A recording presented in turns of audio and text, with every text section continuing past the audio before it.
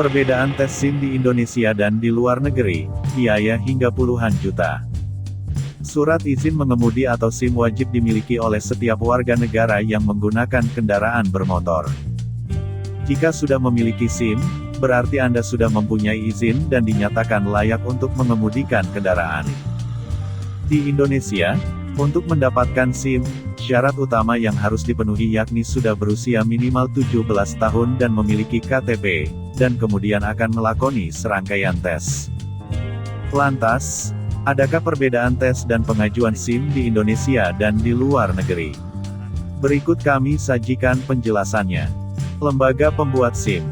Lembaga yang mengeluarkan SIM di Indonesia adalah kepolisian.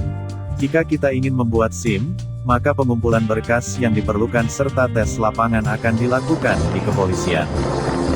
Namun, di beberapa negara, prosedur mengurus SIM tidaklah ke kepolisian, melainkan ke pemerintah setempat, dalam hal ini Menteri Perhubungan, salah satunya Amerika Serikat.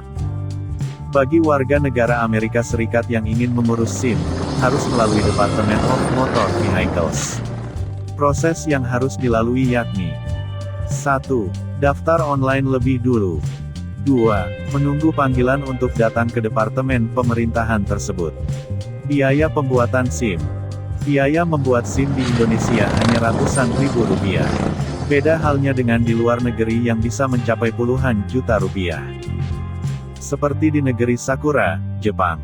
Biaya yang harus dikeluarkan jika ingin membuat SIM di Jepang sekitar 30 juta rupiah dan untuk orang asing yang ingin berkendara di Jepang, akan dikenai biaya 3 kali lipat yakni sebesar 90 juta rupiah. Sebab itulah, banyak warga Jepang yang lebih memilih berjalan kaki, bersepeda, maupun menggunakan transportasi umum jika bepergian dibanding harus menyetir mobil pribadi. Tes atau ujian SIM.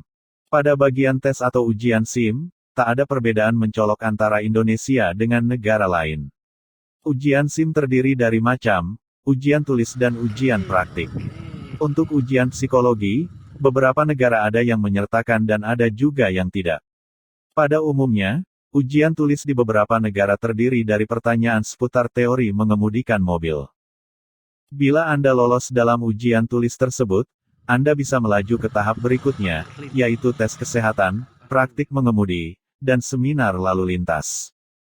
Itulah sedikit perbedaan tes SIM di Indonesia dan di luar negeri.